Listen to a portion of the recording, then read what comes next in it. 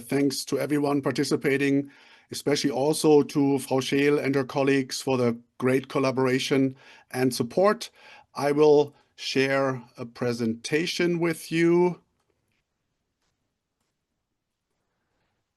As Hans mentioned, I will focus starting with our study that we did that was mentioned. You have a link to the study in the invitation email.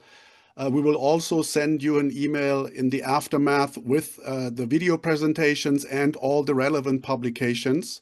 So the mentioned study that we did with the Foreign Office was trying to understand the role of anti-Semitism in the mobilization to violence. We specifically looked at France, Germany, Hungary, Poland, and the United States.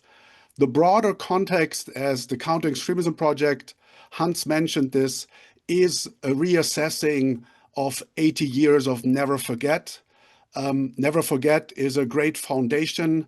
Memorialization, Holocaust, remembrance work is essential, but CEP and others are of the convictions that we must interfere with anti-Semitism, and in particular with organized and professional anti-Semitism. I will talk about this for a second.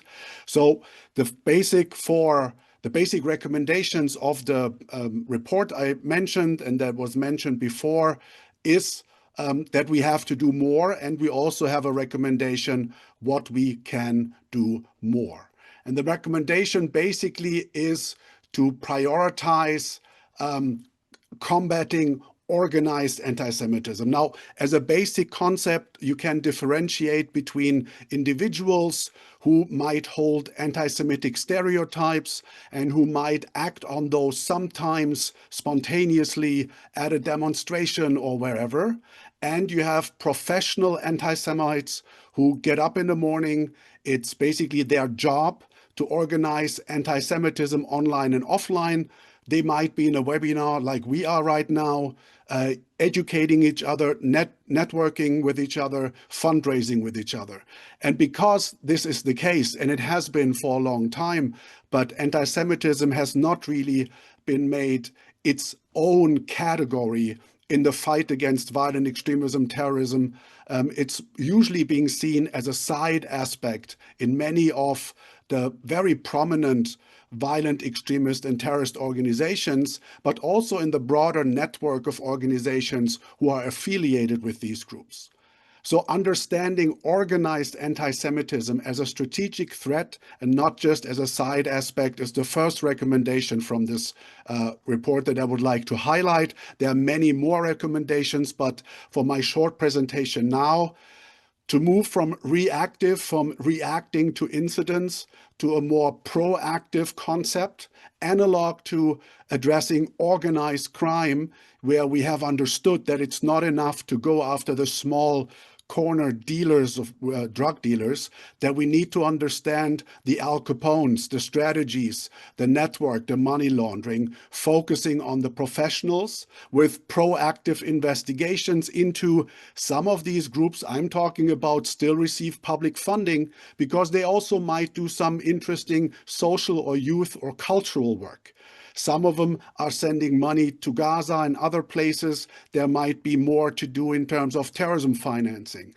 There might be tax evasion. There might be fraud cases. There might be associated money laundering. We have recommendations. This will be the focus point of our next webinar, the third in this series, on combating organized anti-Semitism. So this is just a teaser, because the focus now is the organized crime linkages, which in a way gives opportunities, especially to law enforcement and to governments, to disrupt professional anti-Semitic networks. Now, crime as a service is a term that has become quite popular, unfortunately. There have been many reports that, for example, the Islamic Republic of Iran has been hiring organized crime actors to attack Iranian dissidents and Jewish or Israeli targets in France and Germany.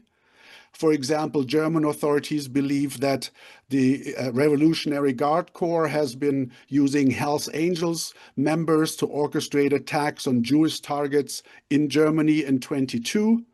In 24, a Paris court detained and charged a couple on accusations that were involved in Iranian plots to kill Israelis and Jews. In France and Germany, also again for money. So there's this component, crime as a service, but the focus is now here on our last report that we did with the Federal Foreign Office on the transnational linkages between violent right-wing extremism and organized crime. So organized extreme right anti-Semites.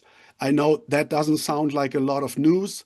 Of course, basically every right-wing extremist by definition is an anti-Semite. However, this is, as mentioned, usually seen as a side note. So usually this is being seen as a given, but not as a priority for proactive government measures. Now, what we have seen, shown, put out in reports and articles, again, you will get all of those in the follow-up email, is that in Austria, Germany, and the United States, there are very clear linkages between right-wing extremism and organized crime networks. A variety of activities, drug trafficking, firearms smuggling, extortions. And this is some of the pictures that we have from the Austrian government, for example. Over the last several years, dozens of weapons caches have been found in the context of right-wing extremism and bandidos networks, for example. Here specifically, some former members of an Austrian neo-Nazi mafia structure, so organized crime and neo-Nazi group merged into one. This group was disrupted by the government. People went to prison, and some of them later joined the bandidos. And this just happened a few years ago and has been ongoing cases where in Austria, right-wing extremists, some of them with connections to the bandidos, are being caught with illegal weapons caches. And these are not obviously only to be put at the wall at home. So how does this often look like, such a violent right-wing extremist organized crime linkage? Supply is the obvious one. A neo-Nazi group wants to enter the organized crime drug trafficking business. They need someone to provide the drugs. Here is a case of a Berlin Bandidos chapter member who provided drugs to a well-known organized crime group, the Turonen in Thuringia, for example. We have the recruitment aspect. I picked this picture of this sympathetic young man because he has all his ID cards tattooed on his body. So he was the chair, the boss of a Hells Angel and of a Bandidos chapter that has since then been banned. He is a member of a football hooligan group, a member of a combat sports network, and the leader of a local militia in North Rhine-Westphalia. And you see here that people can be many things, like in real life. So this is very well established. Support means that there's learning from each other. Here we see violent right-wing extremists from Germany and Austria collaborating, providing services to each other, learning from different expertise, for example. And of course, we have some of these groups who merged from violent right-wing extremism on a, let's say, regular basis to hybrid neo-Nazi mafias.